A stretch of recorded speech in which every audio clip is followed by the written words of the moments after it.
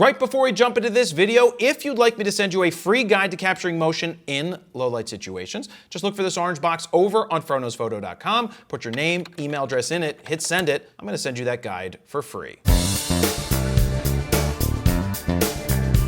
Jared Polin, FroKnowsPhoto.com, and this is a raw file review of the Nikon Z6 III. Now keep in mind, this is a first of its kind with a partially stacked sensor. Not fully stacked, but partially stacked. So we're going to take a look at how it does at high ISOs, but also how does it do with fast moving action with the electronic shutter. Let's jump into the computer right here and take a look at this first file, which was done at 6400 ISO. And when I zoom in here 1:1, this is beautiful. I'm really happy with how the noise and the grain looks. And keep in mind, when you look over here to the right, I'm editing up one full stop. So this is it, not up by a stop, right? That was too dark for me. So that's why I went in here and raised it up to one stop. And I look at this and go into the shadow areas, and these look perfectly fine to me. Anytime you see these dots, that is grain, noise, but it's not distracting. Where it gets distracting, and this is a tip for everybody out there editing in Lightroom, when you start to raise the shadows, that is when you raise imperfections of the camera, and you're gonna start to see even more issues. So if you start to see like, oh, there's so much noise, there's so much grain, this looks great. Even for being off by one full stop, I think it looks fantastic, and the color in the gym looks perfectly fine to me. Another one done at 6400 ISO. Now I left this in color so you can see how it renders.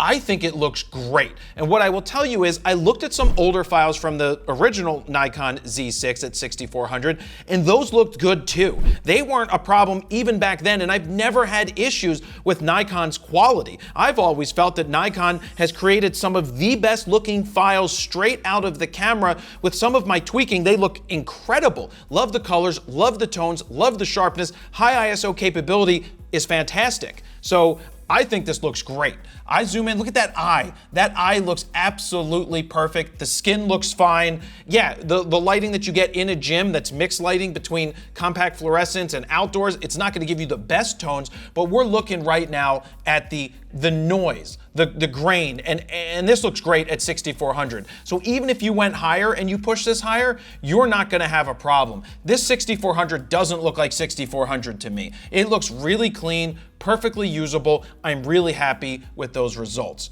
We take it down to 5000 ISO, still looks perfectly fine. Look how nice that eye looks. Beautiful, nicely rendered. I'm very happy with the raw files that we're getting out of this camera. And just for fun, let's show you one that's at 400 ISO outside. You know, every camera today is going to be clean at 100, 200, 400, even 800 ISO, but I'm just showing you this. This is what 400 ISO looks like. She looks great. The eye looks beautiful, nice and sharp. The colors look awesome. I'm happy with the results that we get out of this. But what I want to do now is jump into the difference between the mechanical shutter and the electronic shutter, because like I said earlier, this is the first of its kind, a partially stacked sensor with a faster readout speed than the competitors have, but not for a full stacked sensor. This one's partially, so we're going to see what that means in these raw files, starting with this one of Kyle Schwarber. Now this is done with a mechanical shutter. Just like every camera in existence that has a mechanical shutter, you're not gonna get any issues with warping or bowing. What you see with the ball right here being frozen at 1/4000th of a second is the speed of the ball coming in at close to 100 miles an hour. You're gonna see it warping ever so slightly because the ball is moving so fast. But when we switch into the electronic shutter, let's take a look at this image right here. You can see the ball is getting a little bit warped,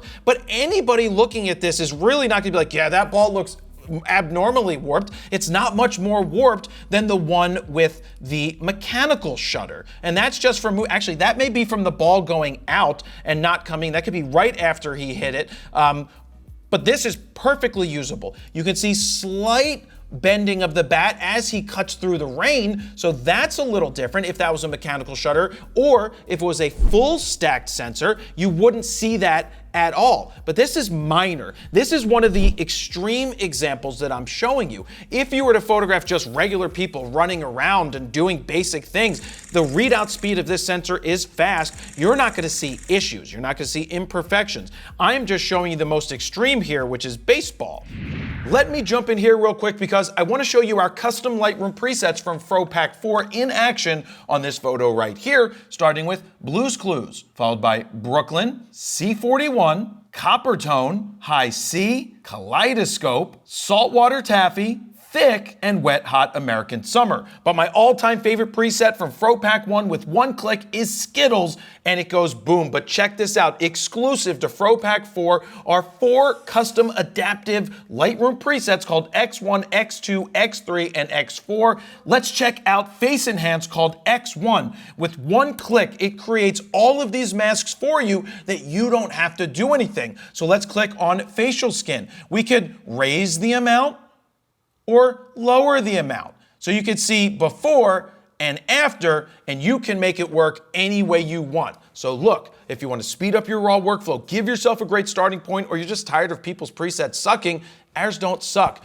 We created 14 all-new custom Lightroom presets that you can check out right now at FroKnowsPhoto.com/FroPack4. While you're over there, you can play with the sliders to see the befores and the afters, and if you decide to pick them up right now, they are currently on sale. Or if you want to get the Grand Slam bundle that is FroPack 1, 2, 3, and 4, you can save even more. Now, let's get back to the video.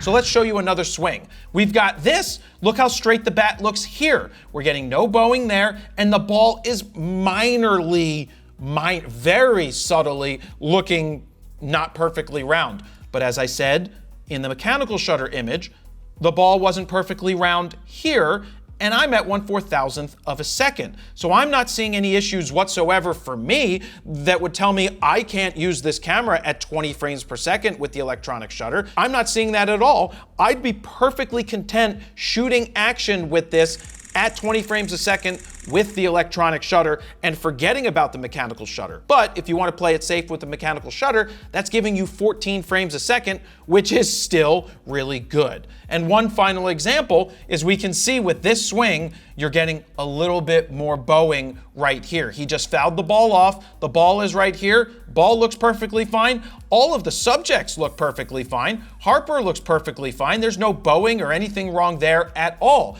Now keep in mind, all of this depends on where the bat or the ball is during the swing and where the scanning is happening when you are taking the picture. But the electronic shutter in this camera is super fast that you're really not going to run into too many issues. You just want to be careful if you're going to shoot something like an LED board that's in the background. You might want to switch to the anti-flicker where you can lock in the frequency yourself, and then you won't get any of that flickering of the board. Or if you find yourself flickering, you could always go back into the mechanical shutter and you won't really see that fast flickering that you get with the electronic shutter. So all in all, I can't give you the raw files. Nikon doesn't let me do that for you at this point, but these files look really good. High ISO, passed the test for me. Always been happy with Nikon files since day one of shooting those when I was 15 years old. Very happy with what we're getting out of the Z6 III right here. Perfectly usable with the electronic shutter. It gets a A+ flying colors from me. What do you guys think? What do you think about the high ISO here? If you need to push it further, it's going to be perfectly fine. 8,000, 10,000, I know you're not going to have issues, but just remember, you find yourself in low light situations where there's not a lot of light and you have to raise that ISO up very high. If there's not light, you're always going to see imperfections with every single camera that exists. Very happy with the results from the Z6 III. That's all I have to say. Leave your comments down below. Jared Polin, FroKnowsPhoto.com. See ya.